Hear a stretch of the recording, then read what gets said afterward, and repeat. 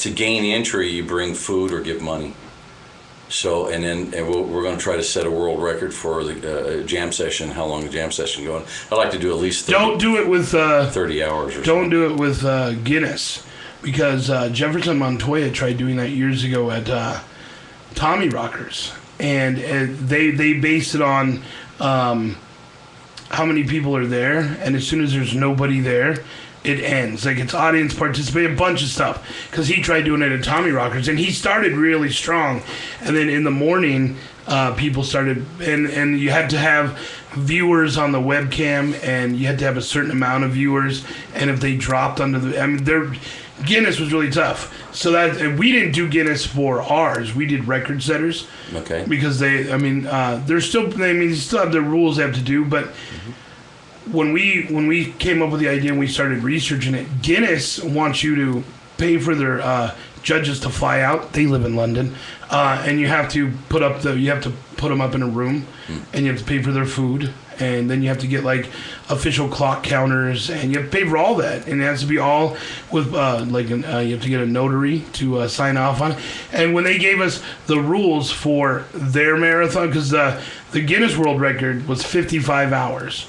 For the longest broadcast, they gave us they sent us the thing online. It was 32 pages of rules, and it got technical where, like, if you guys are talking, you can't have less than 10 seconds of dead air, otherwise you're disqualified. If there's any technical problems, you have 5 minutes to fix it, or you're disqualified. And it's just all these rules kept coming, and they were like, it needs to be set up in a public place, and we're like, even though this is open to the public and people come in and out all the time, it's are they going to view it as a house or a place of business? So we were like, all these rules, we're like, we're not going to have any fun if we have to sit here and think about, like, oh, that was 20 seconds of dead air, and so we went with record setters, and it was basically like for every 10 hours you get a 2-hour break, and feel like you got like 30 minutes to fix a technical problem, but you always had to have the webcam on. So even if the computer crashed, if the webcam was on and we were in here interviewing somebody while the computer was being fixed, it would still count. Oh, okay. So, and with record setters, you can set a record if it's not in there. Like, you can type longest jam session, and if it doesn't say, would you like to set it, you can say yes. And then you can go and however long you go, like if you did 20 hours, then that would be the record until somebody beat it. Well, I couldn't find an actual record for continuous jam session. They did have one. Was that under Guinness? Yeah, Guinness. They did have one for the continuous, meaning like every Thursday for like 22 years or something like that. But I'm talking about continuous hours, like 48 hours or 28 hours or 15 hours or let's see if whatever. But they may have. That's been a while since I looked, so they may have. Let's just see what Record Setters has for longest jam session. Yeah, but the whole idea, the whole premise of the thing is to have fun, set a record, and have as many entertainers as I can get, and then raise money for the food banks. And raise money. I think it'd be great. I would definitely be a part of that. Awesome. We've done stuff for Three Square and awesome. and all that. So I would definitely. That is exactly what I want to try to accomplish. So I think it'd be fun for everybody to get involved because they're being part of it. And you get a venue behind it, and they get a lot of promo about it, and you have a lot. I don't have any of those things. This is all preliminary stuff. Right. You just start working on it. I mean, it takes a while to put it together, but. I think it'd be cool, and there's a lot of musicians that probably do it. Oh yeah, I've got tons of friends, and then. No, you don't. Okay. No, you don't. I have one friend. Okay. Well, I've got two acquaintances. Okay. Anyway, it's the. But they sort of like me. It's the Rock Comedy Show. I give them a lot of money. And let's do the news. In a 24-hour town, it's important to stay in the know. And nobody keeps you in the know like the Rockin' Comedy Show. Bringing you headlines from across the country and around the world, Crazy Jay will give you the headlines that nobody else is talking about. Now, here's the news. But when we're done with the headlines, people are talking about them. Oh, let's see. We got the grandma that's going to spend 6 months in jail for public sex. All right, Granny. Yeah. Go, Granny, go. Married grandmother of 14 faces 6 months behind bars after she had public sex with a man who was not her husband at a public pavilion in Florida. That's just Yay, asking for it. Florida! Gotta Yay, love the public Florida pavilions. stories. Peggy Clem, 68, and her 49-year-old copulation co-conspirator. I love the words. They're great. David Babilia were sentenced Wednesday after their romp at Lake Sumter, Landing Market Square. Orlando reports apparently a retirement community there called The Village, which houses 100,000 people, is known for its wild night of $3.75 cocktails and public sex. Cool. Clem likely got arrested because she was on probation for a previous reckless driving charge. The Daily Mail reports she was slapped with 6 months in jail when she took a plea deal for the public sex. Clem and Bobilia were caught with their pants around their ankles having sex at the Bait Shack hut at 10:30 p.m. on June 12th. So there she is. Why does she have a black eye? I don't know, but look at him. That's mascara, man. Yeah, she's probably crying. I can't believe I'm going to jail. She stood in front of a judge on Wednesday and mouthed, "I love you," to her husband of 50 years, Frank Clem, who stood beside her despite the philandry. She is a superwoman as far as I'm concerned. He told Click Orlando, and she deserves a second chance. That's all I have to say. She apologized through tears as she walked out of court. She'll get credit for time served and has 135 days left to her sentence. Bobilia is also serving a 6-month sentence. And when she gets out, there's a drink waiting for her. The Daily Mail reports that the Red Sauce Bar in the retirement community. What kind of retirement community is this? That's where I want to go. It's a Florida retirement community. Anyway, they're the Red Sauce Bar in the retirement community is making bank with their new cocktail Sex on the Square. It's a rum, coconut, and cream delight with a cherry on top. Oh, my. And it costs $3.75. Gotta love it. I think she has grass stains in her hair. Thank you, Florida. Pretty interesting story here. The guy's obit. Don't email me. I'm dead. Oh. Basically, it says Kevin McGrath worked in an advertising company for some 30 years. His final project, a hilarious 500-word mini masterpiece. Adweek reports his own obituary. He died last week at 53. Kicks it off with a bang. He basically, before explaining he died after battling a long fight with mediocrity, the obit, which the Time Lead reports was written a year before his death, continues. He enjoyed elaborate practical jokes over tipping in restaurants, sushi, and Marx Brothers movies. He will be laid to rest at Mount Olivet Cemetery, Section 7N. He asked to please make note of his new address, and friends, please don't email me, I'm dead. His big regret is that as an adult, he couldn't rally the good citizens of Pennsylvania. I had to say it. Thanks. To a revolution that would force the price of Hershey candy bar back to its original 35-cent market value. A dream he was not able to fulfill. The reason I was distracted by many beautiful women, the Times leader notes his funeral Monday was full of as many laughs as tears. When a cell phone rang out, the man delivering the eulogy said, "Get that? It's probably Kevin. It costs nothing to be nice, and never stick a steak knife in an electrical outlet." Oh. So, good stuff. Grandma going to jail, guy writing his own obit. You gotta love it. I might do that. Write your own obit? Well, nobody else is gonna do it for you. Yeah, that's what I was thinking. Why does he come on your show? You're so mean. Wilton, Maine, one of the main attractions at this year's Wilton Blueberry Festival, isn't a fruit. It's a set of giant inflatable human organs for people to walk through. The Morning Sentinel reports the 2-day festival will include an inflatable heart, lungs, and a 50-foot-long human body visitors can walk through to observe the way organs work. Where do you enter and where do you exit? Good question. The festival's chairwoman says the festival is adding the giant organs to bring an educational aspect to the event. The festival, which attracts more than 4,000 people to the western Maine town of 4,100 people, take place Friday and Saturday. So there we go.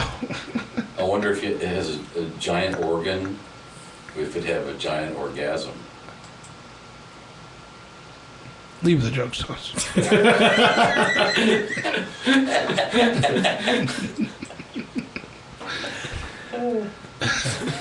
So you can't even answer that. No, there's no need. A small island near Buffalo has a big cat problem thanks to people who have abandoned felines there over the years. Local TV reports that hundreds of feral and abandoned cats are believed to be on Niagara River's Towanda Island. Mike Charnock owns a marina and restaurant on the 85-acre island just north of Buffalo. He says the cats are making a mess of the island and even have gotten onto boats at his marina. Daniel Coogan has launched Operation Island Cats to stem the growing problem. She's trapping cats and having them spayed and neutered by veterinarians. In the last 10 days, she's trapped 10 cats. Kittens will be put up for adoption. Adult cats will be returned to the island. So, Cat Island. To the island. Pussy Island. Pussy Island. If you sell it as Pussy Island, you could probably, I'd probably go there. make Next it a vacation spot. destination That's spot. a destination thing. Where'd you spend your honeymoon? We went to Pussy Island. Oh, Oh, it sounds lovely. we have the Pussy Island. Sounds lovely. And in our next story from West Virginia, that's right, West Virginia, woman walks, this story is so great because there's one line in it that's hilarious. West Virginia woman gets busted walking naked man on a leash. Hey, at least he was on a leash. Wait till you hear the leash. Oh, Apparently, things aren't as dull in West Virginia as we were led to believe. According to the Smoking Gun, a 53-year-old woman was caught walking her naked 56-year-old slave on a leash alongside Highway 40 in Wheeling on Tuesday morning, and somehow authorities are unsure if charges will be filed. The Ohio County Sheriff's Office said they received a call around 9:30 a.m. in regard to a woman who had a leash tied to a male who was wearing a hood and appeared to have his feet and ankles bound, and also had an unidentified object sticking out of his anus. Ooh, it's hard to walk up that way. Oh, really? You have experience? I'm just saying.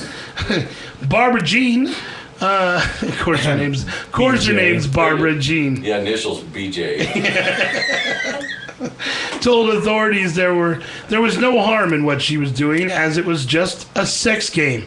Her boyfriend, Robert Dial, admitted that he was a willing participant and gave the okay for her to shove said object up his ass.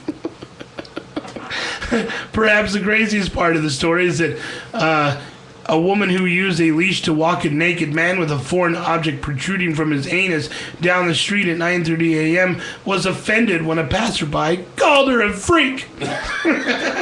Oh no, that's just rude. How dare he? It's amazing. And this is a really sad and disturbing story, but that's what the wacky news is all about. Man killed, planned to eat his girlfriend's dog. Oh, Onyx was a 9-month-old Chihuahua, and black and white, part Dachshund and part Chihuahua. She was a family dog, one that Mandy Malone kept in part to play with her grandchildren, till Onyx ended up in Malone's freezer. How did he get there? According to a criminal complaint filed in Torrance County, New Mexico, the dog was stabbed in the heart and skinned. Parts of the animal were then buried in the backyard, while others were stashed inside a bag in the freezer. He had her marinating in Italian dressing in the fridge, Malone told CNN. what possibly could go through someone's mind to do something that sick. Authorities characterized the man they said killed the dog as Malone's boyfriend. Salvador Martinez was released Wednesday on bond tied to the felony charge of extreme cruelty to animals. Torrance County Sheriff Heath White said the sheriff predicted he wouldn't be free for long.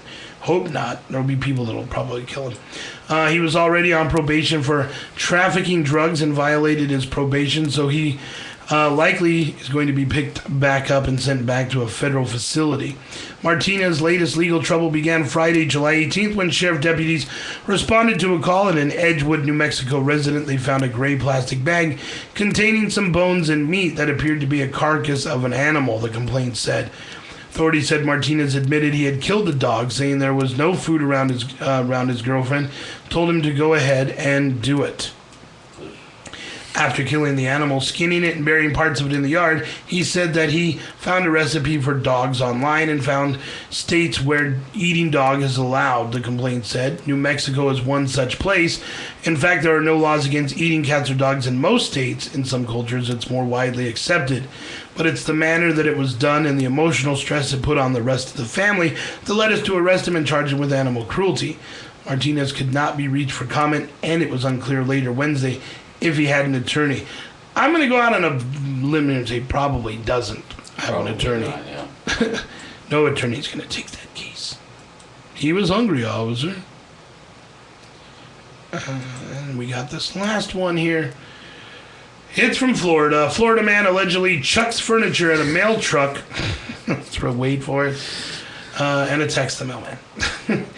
A Florida man is under arrest after authorities say he hit a postal carrier and threw furniture at his truck because he didn't have any mail for him. Ocala Police Department Sergeant Angie Scoble said 27-year-old Aaron Bernard Smith faces charges of burglary, battery, and criminal mischief. Scoble said that the postman told police Smith struck him with an open fist at least 3 times on Monday and later threw a broken chair or stool at the truck. A witness told police she saw Smith throwing furniture at the truck. Court records show the Smith had been taken for mental health evaluation twice in the past. No one answered the telephone Thursday afternoon at the public defender's office, which is representing him. So, what kind of furniture? Was it a couch? A lazy boy? Well, I wouldn't mess Folding with chair. him if he's throwing a couch because, you know, it's kind of big. That's Yeah, that bath salt strength that they have in Florida, you know? bath salt strength. Well, that's going to do it for the news, everybody. And we're going to wrap up the Rock and Comedy Show. Bill Tracy, thanks for being here today. Hey, you're welcome, man. Thank you And for calling. Appreciate you're give us the date of your upcoming gig, the closest one. Friday Tomorrow. That would be every Friday actually this month or the month of August. I'll be at Club Fortune In Henderson, in Henderson. That's a country showdown. Come on down and off Racetrack Road. off Racetrack Road. It's on Racetrack Road. Well, it's not actually on the road. It's off Yeah, to the side of the road. it's like Boulder Highway Racetrack. Make a Yeah. left. It's right there. You can't Right miss there, it. Can't miss it. But we're, there's $100,000, winner, and you come there and do, sing a tune or two, and if everybody, the judges like you, then you move on, and when you move on, you get to the highest point, you win $100,000. That's not too shabby. Yeah, it's pretty good actually. Better than a poke an eye with a sharp stick. Right. Yeah. And AJ, what you got going on? Oh, I'm a busy, busy man. I know. Yeah, tomorrow I have 2 shows with 2 different groups. It's 7:30, 8 o'clock, I think. Wasteland Gallery. I'm playing with a group called Yume. That's me, John Gamboa from the Solid Sun